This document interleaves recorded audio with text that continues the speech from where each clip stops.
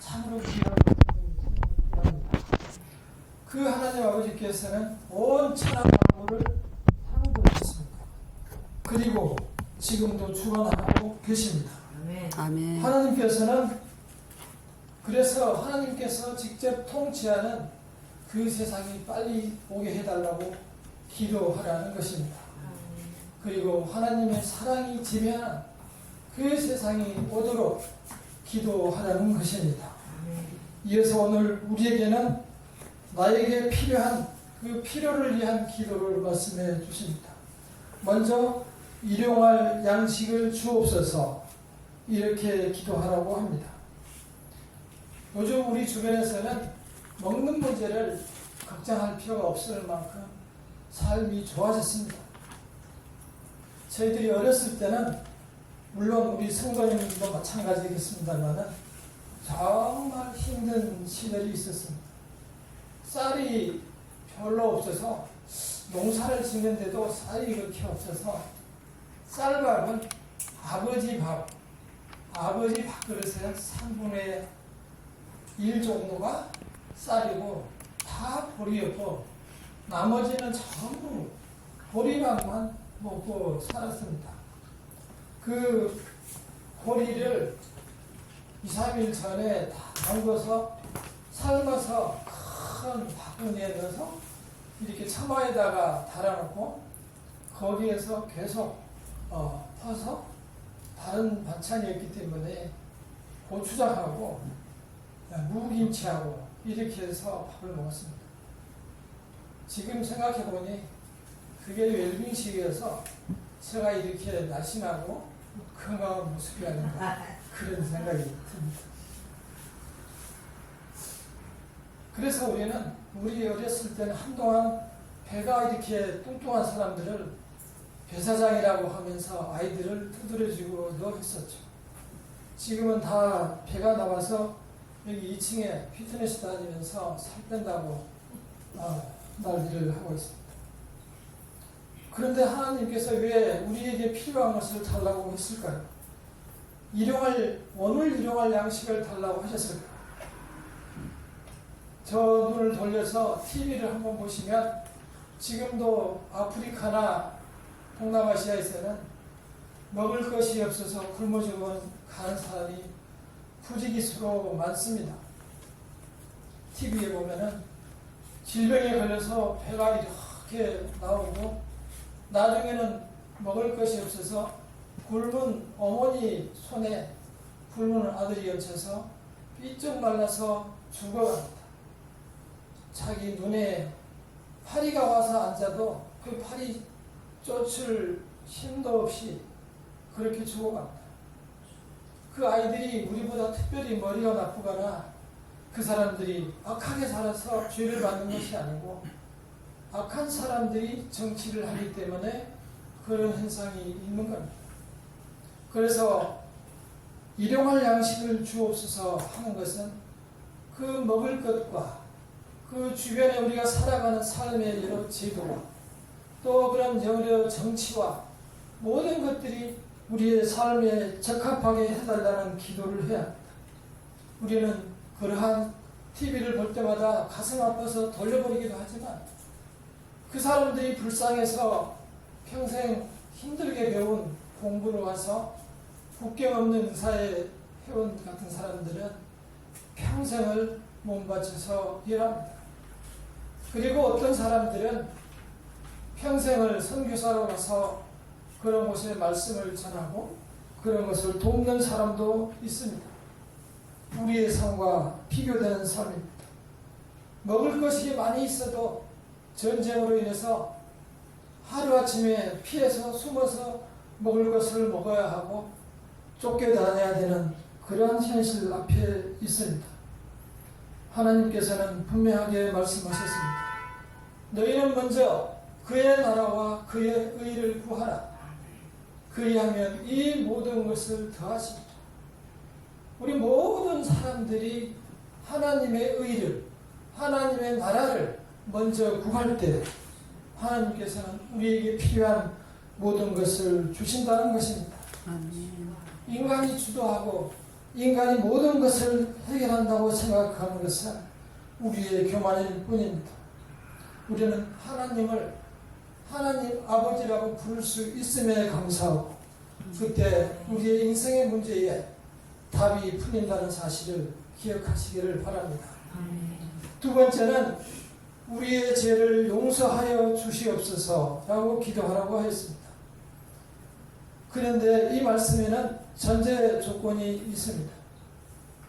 우리가 우리에게 죄 지은 자를 용서한 것처럼 나를 용서해 달라는 것입니다. 나에게 죄 지은 자를 먼저 너가 용서하라는 것입니다.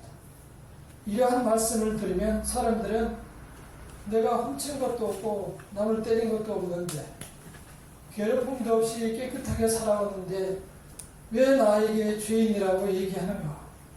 또는 나를 무슨 죄를 용서하라는 것인가? 이런 얘기를 할 수 있을 것입니다. 그러나 사람은 죄인으로 태어났음을 성경에서는 누누이 말씀하고 있습니다. 특히 욥기서를 보면 욥의 경우는 당대의 의인이고 깨끗하고 경건하고 훌륭한 사람이며 엄청난 아시아의 부자였습니다.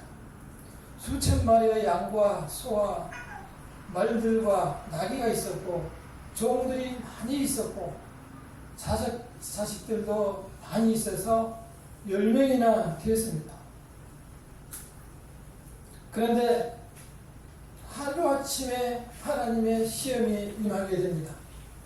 하루아침에 모든 동물들을 다 뺏기고 또 모든 자식들은 무너져서 다 죽게 되고 자기 자신은 온 몸에 종기가 들려서 가려워서 기와장으로 자기 몸을 긁으면서 시간을 보냅니다. 친구들이 와서 너의 죄를 회개하라고 찔러대고 부인도 하나님을 저주하고 죽으라고 저주하며 나갔습니다.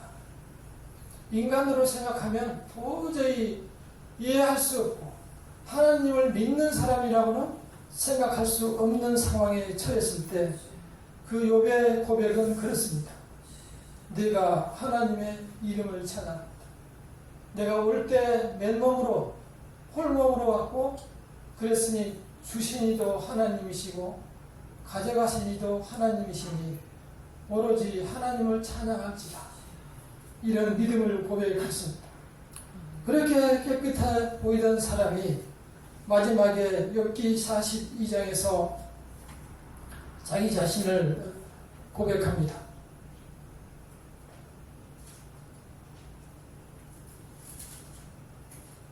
욥기 42장 2절에서 주께서는 못하실 일이 없사오며 무슨 계획이든지 못 이루실 것이 없는 줄 아오니 무지한 말로 이치를 가리는 자가 누구니까? 나는 깨닫지도 못한 말을 하였고 스스로 알 수도 없고 헤아리기도 어려운 일을 말하였나이다.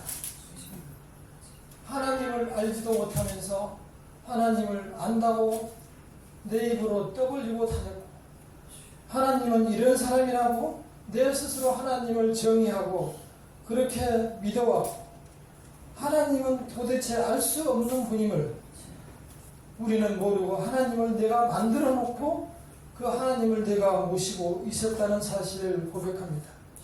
하나님은 무한하시고 절대자이시고 전지전능하신 분이라는 사실을, 그래서 지금도 온 우주를 운행하고 이끄시고 계신다는 사실을 잊고 있었다는 사실을 고백하는 겁니다.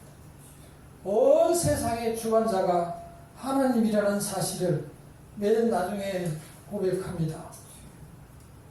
우리는 이 욥의 고백을 내 마음으로 새기며 나의 죄를 반추해가며 비춰가며 이 세상을 살아갈 수 있어야 합니다. 아멘. 참으로 이와 반대로 죄된 모습에 대한 또 하나의 예가 있습니다.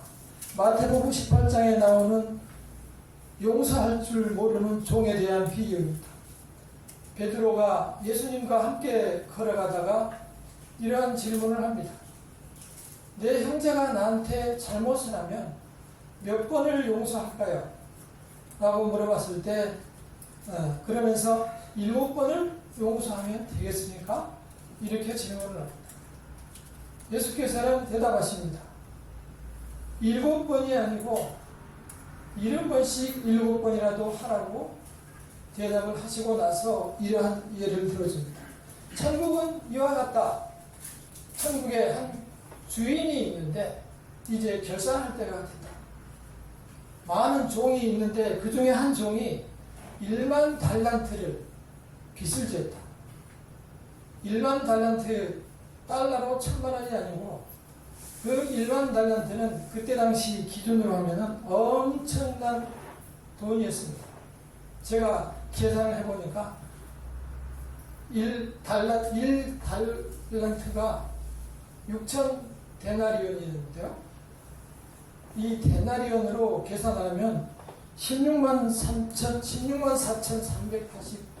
4,383년 동안 벌어야 되는, 한마디로 셀 수 없는 무시무시 굉장히 긴 시간을 벌어야 될 그러한 돈이었습니다. 성경에서 뜻하는 것은 인간이 갚을 수 없을 정도로 큰 죄를 지은 사람을 얘기합니다. 그 10,000달란트 빚진 사람이 이제 주인에게 와서 이제 결산할 때에 주인이 갚으라고 얘기합니다. 없습니다. 갚을 돈이 없으나 갚겠다고 이제 사정사정하며 무릎 꿇고 용서를 빌었을 때 주인이 불쌍해서 탕감해 주었습니다. 그 사람이 나가다가 자기에게 100데나리온 빚진 자를 만났습니다. 100데나리온 빚진 자를 만났을 때 멱살을 잡고 흔들었습니다. 이 100데나리온은 하루 일품삯이 1데나리온이기 때문에 100일치에 해당하는 그러한 돈이라고 보시면 되겠습니다. 그러니까 평생 갚아도 못 갚을 돈을 용서받은 사람이 100일치 빚진 사람을 잡아다가 갚으라고 하니까 안 갚았다고 해서 자기는 감옥에다 집어넣습니다. 옆에 있는 종들이 그것을 봤습니다. 소문 들은 사람도 있습니다. 그래서 그 사람을 그 주인에게 고발을 하고 말았습니다. 그 10,000달란트의 빚진 자는 결국 다시 본인이 감방에 들어갔습니다. 예수께서 천국에 비유한 것이 그렇습니다. 그래서 너희가 하나라도 갚음이 없이는 결국 거기서 나오지 못할 것이다. 내가 너를 불쌍히 여김과 같이 너도 내 동료를 불쌍히 여김이 마땅하지 아니하냐 라고 했습니다. 우리가 용서를 받았으니 우리에게 죄지은 자도 용서를 하라는 것입니다. 우리 자신이 용서가 되지 않습니까? 용서가 되지 않을 때는 십자가에 있는 그리스도를 생각하시기를 바랍니다. 예수께서는 아무 죄가 없으셨습니다. 그런 그는 우리를 위해서 온갖 물과 피를 십자가에 위해서 다 쏟으셨습니다. 성경을 보면 예수께서 고생하시는 그 모습보다 그 위에서 하신 말씀을 많이 기억하고 있습니다.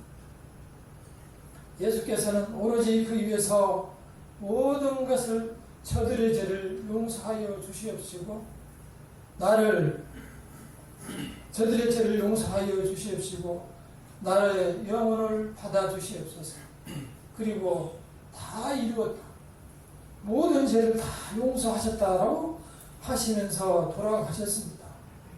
거기에 의존해서 우리의 삶을 정립해 나가시기를 바랍니다. 고대 교부였던 잘하시는 성 어거스틴은 그렇게 말씀했습니다.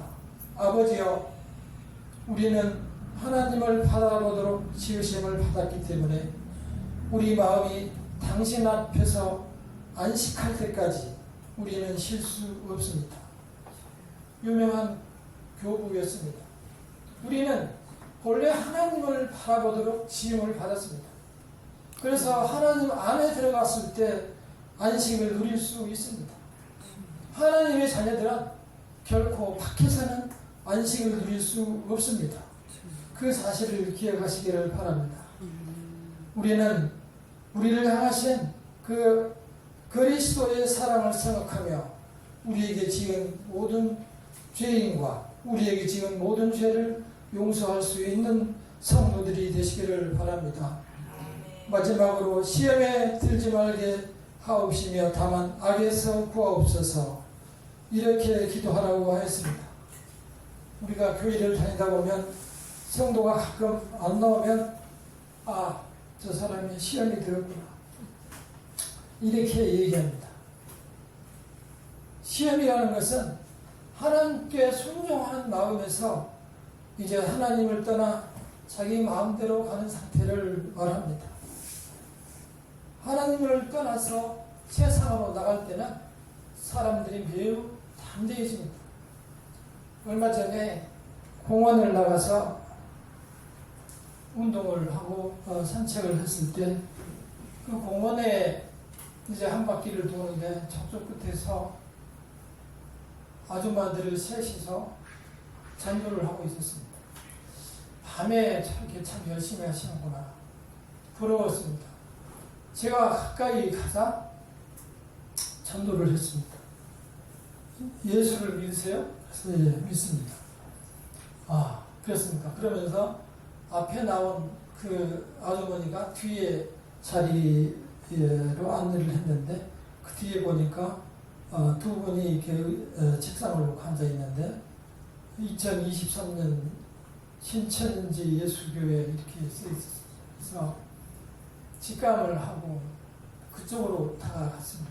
가서 다 한마디만 말씀을 드렸습니다. 당신들은 잘못 믿고 있습니다. 계속 믿으면 지옥 갑니다. 다시 한번 말씀드리겠습니다. 당신들은 잘못 믿고 있고 계속 믿으면 지옥 갑니다. 아멘. 끝! 그러고 나와버렸습니다. 아멘. 어쩌고저쩌고 나와서 한 바퀴를 돌고 갔더니 자기들끼리 모여서 수근수근 하고 있었습니다. 두 바퀴 도니까 다 없어져서 갔습니다. 이겠구나 생각하고 그 다음날 또 갔습니다. 독버섯처럼 또 있었습니다. 그래서 제가 다 갔습니다. 다 갔는데 그 여자가 어떻게 했을까요? 저를 보더니 주춤주춤 물러서더라고요. 그래서 내가 다 가서 얘기했습니다. 당신이라도 나오세요. 불쌍해서 말씀드립니다. 나는 신학대학원 나온 사람입니다. 그랬더니 자꾸 저쪽으로 가라고 하네요. 그러더니 다시 돌아오니까 역시 다 가지고 도망가고 오셨습니다. 그 후로 보지 못했습니다. 저는 학교 앞에 있는 종종 그런 전도하는 사람들이 있었습니다만 반드시 가서 얘기해 줍니다. 당신들 지옥 갑니다. 죄의 길로 나가시면 담대해지고 기뻐집니다. 그분들이 나한테 와서 기쁜 마음으로 전도를 하는데 저는 그 사람들이 불쌍해서 길로 안내를 했습니다. 이제 집에 가서 누워서 저의 얼굴을 떠올리며 저 잘생긴 남자가 분명히 말씀했는데 지옥 간다더라 이렇게 얘기했기 때문에 고민이 많을 겁니다. 하나님께서 도우시면 틀림없이 주님의 나라로 오실 것입니다. 우리는 그런 사람들이 주변에 우는 사자같이 우리를 찾고 있다는 사실을 기억해야 합니다. 유다가 어떻게 예수를 팔았겠습니까? 3년 동안 따라다니면서 그 많은 기적을 일으키는 것을 직접 눈으로 보고 체험했던 유다가 어떻게 자기 스승을 자기 손으로 팔 생각을 했겠습니까? 어떤 부분에서는 마귀가 사탄이 유다의 마음에 들어갔다라고 표현되어 있고 또 다른 데는 요한복음 13장 1절은 마귀가 벌써 시몬의 아들 가룟 유다의 마음에 예수를 팔려는 생각을 넣었느니라 이렇게 얘기한 데도 있지만 그때 당시에 유다의 상황을 보시기 바랍니다. 그 12명 중에 유다의 직책이 무엇이었습니까? 회계였습니다. 돈 맡은, 거기에서 필요한 돈을 맡은, 돈 괴를 맡은 사람이었습니다. 그는 그러한 욕심이 들자 호시탐탐 기회를 노리고 있었고, 그 기회가 다른 교회 지도자들과 맞물려서 이제 예수를 팔 수 있는 기회가 생겼습니다. 예수를 팔 수 있는 기회가 생겼을 때 이미 사탄이 그의 마음에 들어갔고, 그는 그걸 과감하게 시행하면서 저쪽 군인들한테 내가 가서 예수의 입에 입 맞출 때 그가 예수인 줄 알라 라고 했습니다. 마지막 순간에 그는 예수께 와서 랍비여, 선생님이여 하면서 그 볼에 입을 맞추었습니다. 그렇게 악마는 정말 악마같이 다가와서 기쁨으로 우리에게 기술을 할 수 있습니다. 세상의 아름다운 것들이 예수를 떠나게 하고 세상의 아름다운 모습으로 나를 세상으로 끌어나갈 때 나는 주님의 자녀로 바로 서 있어야 합니다. 그래야 내가 내 모습을 유지하고 끝까지 하늘나라로 갈 수 있습니다. 우리의 마음이 얼마나 약한지 전도서 3장 18절에 보면 이렇게 쓰여 있습니다. 하나님이 그들을 시험하시리니 그들이 자기가 짐승과 다름없음을 깨닫게 하려 하십니다. 직격탄을 날립니다. 사람의 마음이 얼마나 악한지 서서히 들어오기 때문에 잘 모를 때가 많습니다. 우리나라 TV를 보면은 그러한 현상이 뚜렷합니다. 서서히 나오기 때문에 우리가 분별할 능력이 없습니다. 길거리가 나가도 그런 사람들이 가득하고, 또한 종종 나오는 뉴스를 보면 어떻게 저렇게 잔인한 방법으로 사람을 죽일 수 있을까? 그냥 우리는 남의 일로 생각하고 지나가고 맙니다. 그러한 사람들과 더불어 우리는 살아가고, 그러한 환경이 우리 주변에 구성되어 있는 것이 우리가 사는 세상입니다.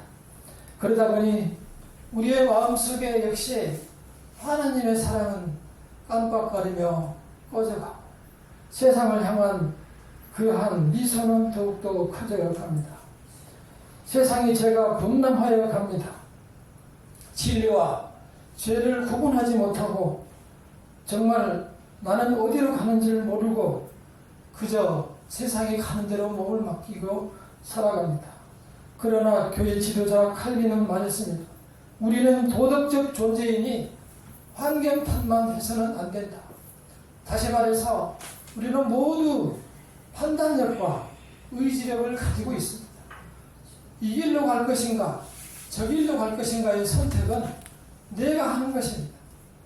하나님의 길로 가기로 했으면 하나님을 따라가야, 하나님의 길이 아닌 것은 벗어나야, 그러한 능력을, 그러한 길과 안내, 의지력과 지식과 지혜를 우리에게 주셨습니다.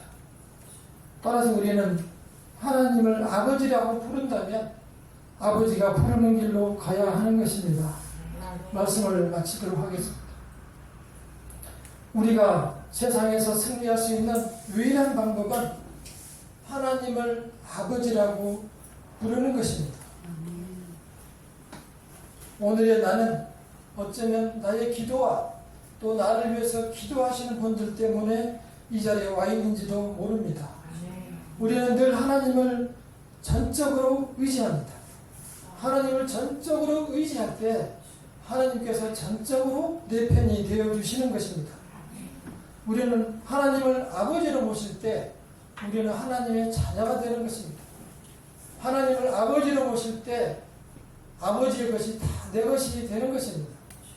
하나님께서는 그렇게 다 약속을 하셨는데 우리는 마치 세상의 자녀가 되기로 결심이나 한 것처럼 세상을 향하여 돌진하며 살아가고 있습니다. 우리는 그렇게 살아갈 때 간혹 모든 것이 막히고 하늘까지 막혀 있음을 깨닫고 좌절하고 실망할 때가 있습니다. 모든 것이 하는 것마다 되지 않고 불가능하다는 사실을 앞에 무릎 꿇을 때가 있습니다. 그때 우리는 주님을 바라보아야 합니다. 그러면서 이 기도를 기억하시기를 바랍니다. 주님께서 가르쳐 주신 그 기도를, 나의 기도를 생각하고 내가 하나님 앞에 기도할 수 있기를 바랍니다. 이제는 우리가 하늘을 향해서 정말 닫혔던 것들이 다 벗어지고 세상을 향해서 막혀있던 그러한 벽들이 거품처럼 다 무너지고 보석도처럼 뚫린, 뻥 뚫린 성도의 길을 달려갈 수 있기를 간절히 기도합니다. 주님을 찬양합니다.